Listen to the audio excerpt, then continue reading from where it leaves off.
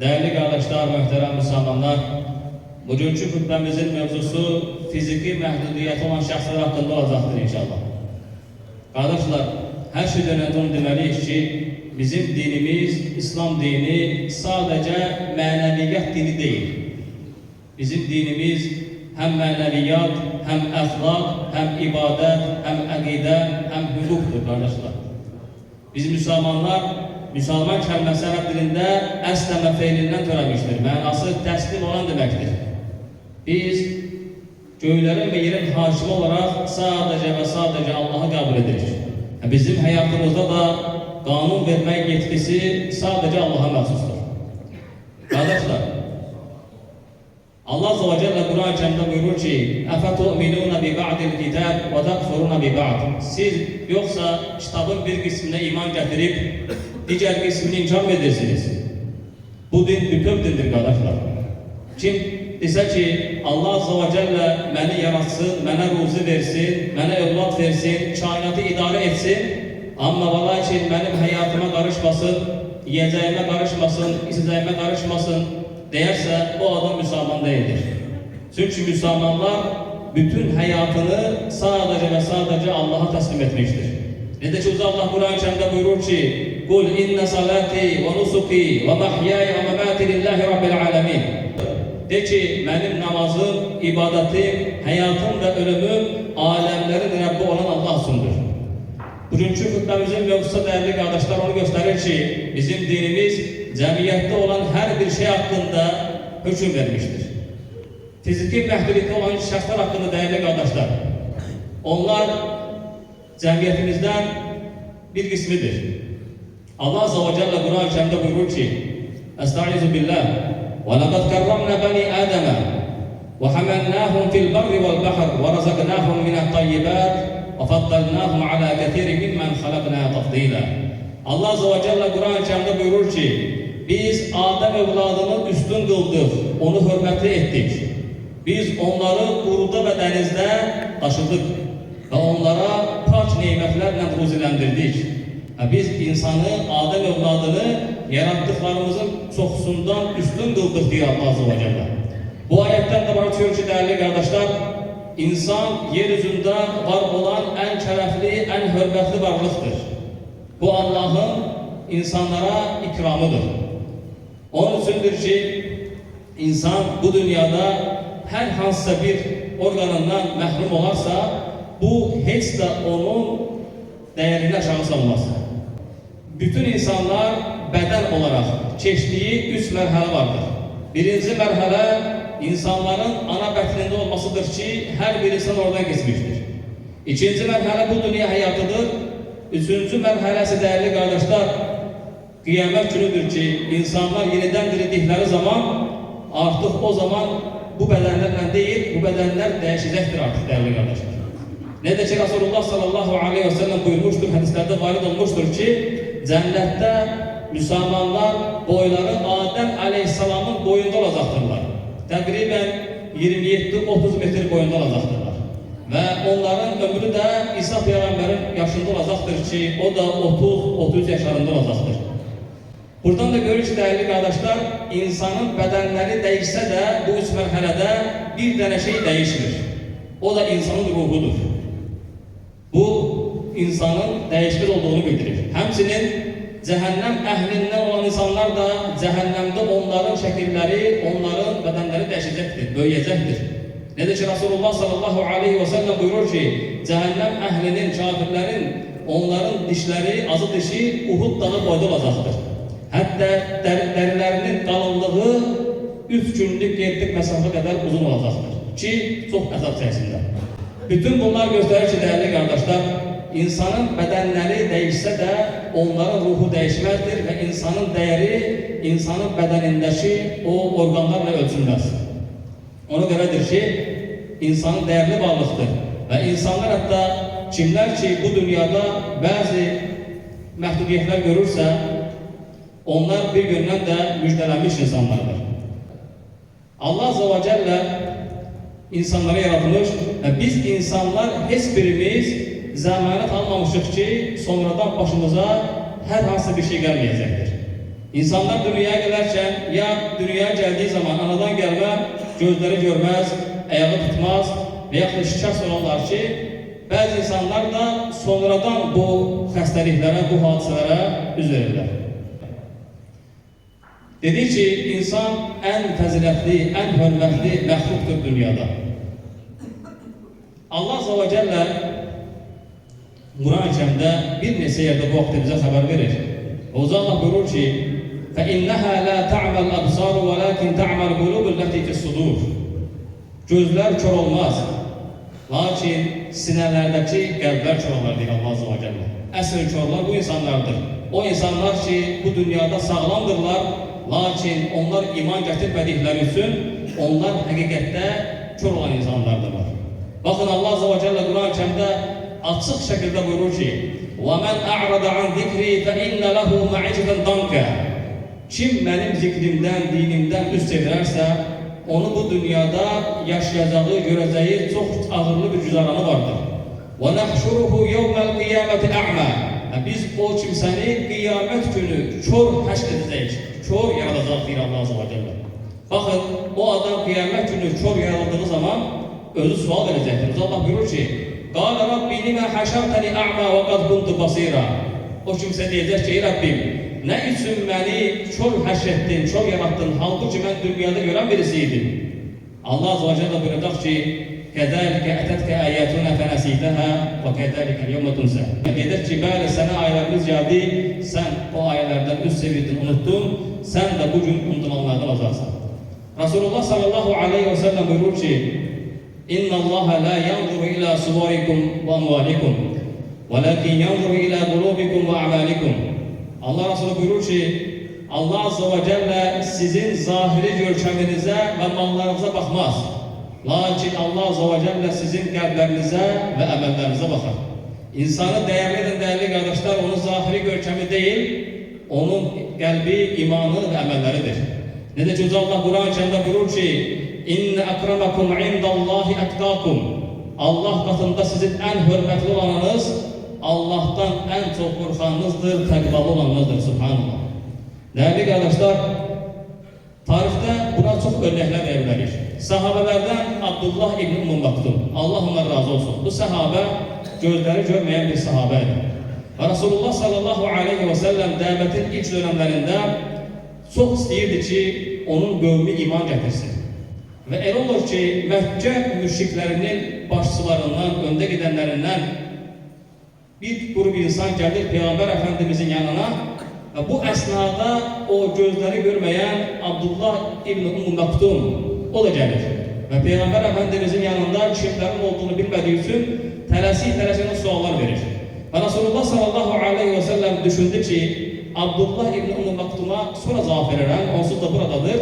Lakin bu Məkkənin önde gidenleri, eğer onlar iman gətirərlərsə, çox insanlar iman gətirə bilər deyə Peygamber Efendimiz Abdullah İbn Maktum'u biraz erteləyir ve üzünü çevirir o Məkkə müşriklərine karşı onlara dəvət etməyə. Bu hadiseden sonra Allah Azze ve Celle ayet nazil edir. Ve Peygamber Efendimiz'i sallallahu aleyhi ve sellem bu əməlinə göre onu qınayır. Allah buyurur ki, Abasa ve tevalla en ca'ahul a'ma. Üzünü turşuttu, qaşqabağını tökdü, üz çevirdi. Yanına körün, yani görmeyen birisinin geldiğine göre.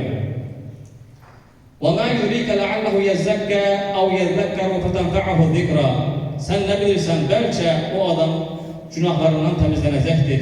Veyahut da övüp nasihat alıp o övüp nasihat ona fayda verecektir diye Allah Azze ve Celle Peygamber Efendimiz'i kınadı.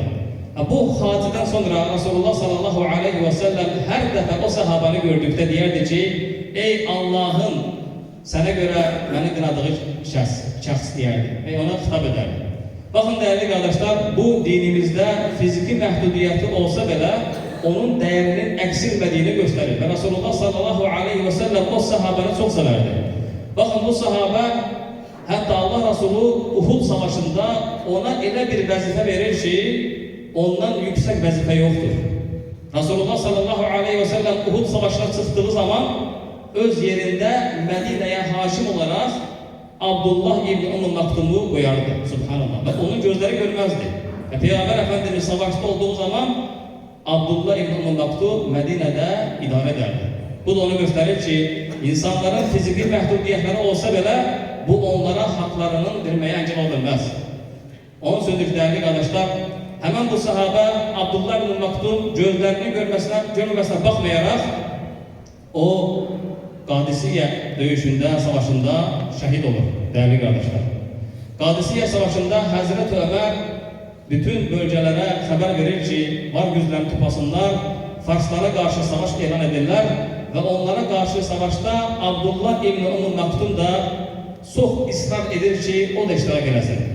Ve nihayet ki onu kabul edirler ve o savaşta bayrağı taşıyanlardan biri olur.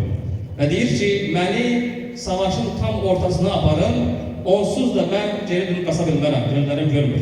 Ve orada sabit kaldı ve orada savaş meydanından sonra onun bayrağa sarılı olduğu halde şehit olduğunu gördüler. Subhanallah. Değerli kardeşler, bu da onu gösterir ki Allah katında en değerli olan insanlar emelleriyle tekvasıyla olan insanlardır. Veyahut da sahabelerden, Allah onlardan razı olsun, Abdullah ibn Mas'ud. Abdullah ibn Mas'ud bu sahabe ayakları çok nazik, ince birisiydi. Bir gün hurma ağzına kalkıp ve külək onun ayaklarını gösterir ve sahabeler bunu görür ve gülürler. Resulullah sallallahu aleyhi ve sellem deyir ki, siz onun ayaklarının ince, nazik olduğuna mı gülürsünüz? Allah'a and olsun ki kıyamet günü terazide onun ayakları Uhud dağından daha ağır gelecektir. Subhanallah. Değerli kardeşler, dedi ki Allah katında en hürmetli olan, Allah katında en değerli olan takva ile ölçülecektir. Bu fiziki mahdudiyetlere göre ölçülmeyecektir değerli kardeşler.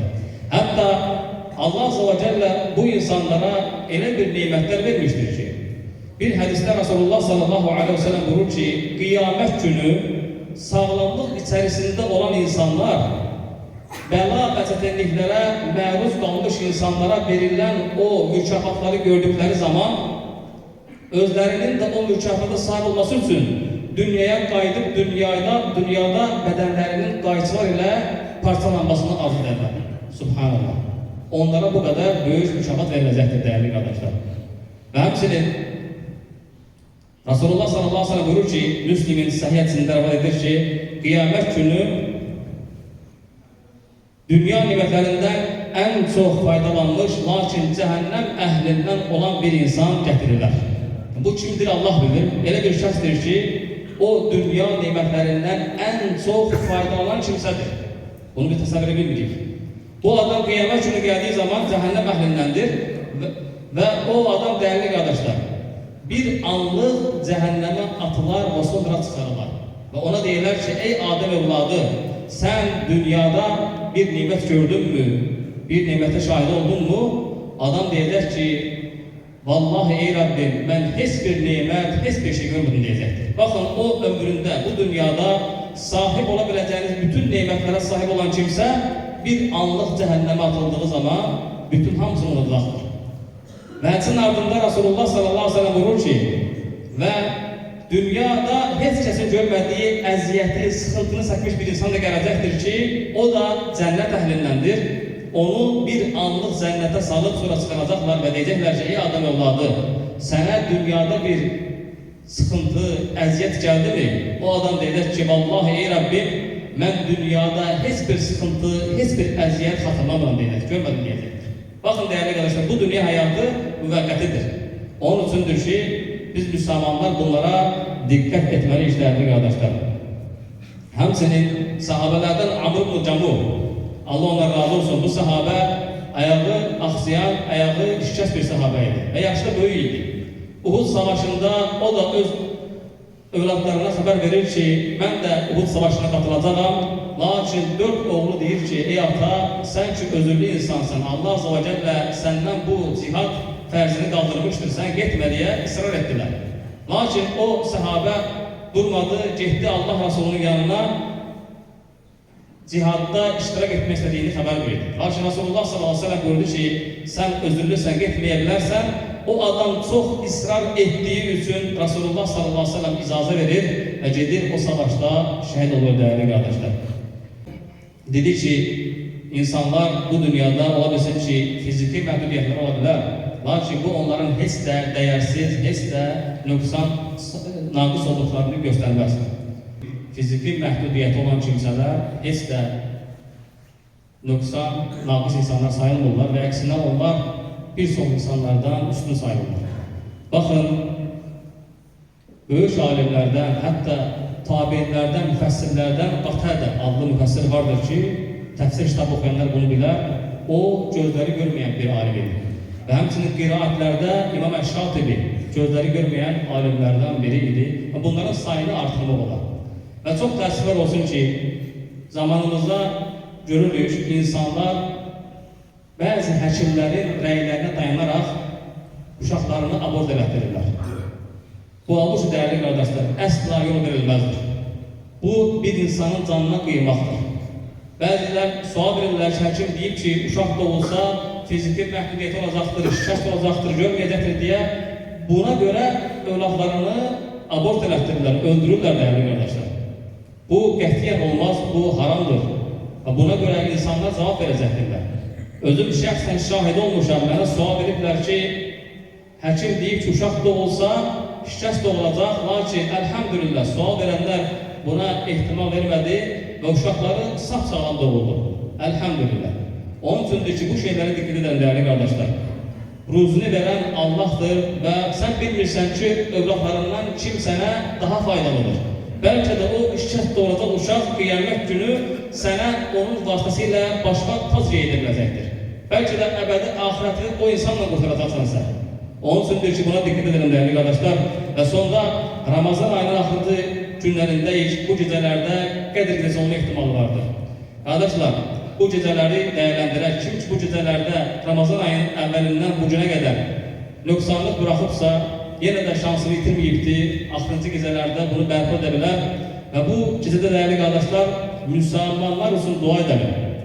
Təbii ki, bu haqda Həzrət Ayşədən hədis sabit olmuşdur ki, deyir ki, Allah Rasuluna sual verdim ki, Allah'ın Peyğəmbəri, əgər Qədr gecəsinə yetişsəm, necə dua edim?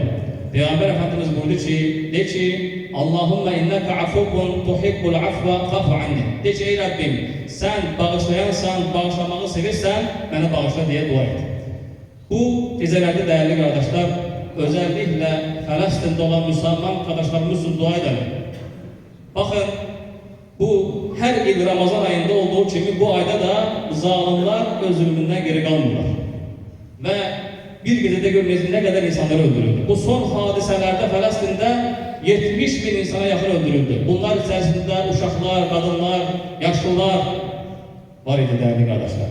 Və çox təəssüflər olsun ki, bəzən iftar süfrələrində biz bunun şahidi oluruq. İftar süfrələrinin üstündə o zalim dövlətinin çədəklərini qoyurlar. Qardaşlar, buna diqqət edin. O insanlara yardım etməyin, zalimlara yardım etməyin. Onların mallarından almayın dəyərli qardaşlar. Allah Resulü sallallahu aleyhi ve sellem buyurur ki, "Men ra'a minkum munkaran felyughayyirhu biyadi." Sizlərdən kim bir münkər, pis iş şahidi olarsa, onu əliyle dəyişdirsin. Fe in lem yestati' fe bilisani. Əgər bacarmırsa diliyle dəyişdirsin. Fe in lem yestati' fe bi qalbi. Ve zalika da'ful iman. Əgər onu da bacarmırsa, o zaman qəlbiyle buğz etsin. Bu imanın ən aşağı mərtəbəsidir.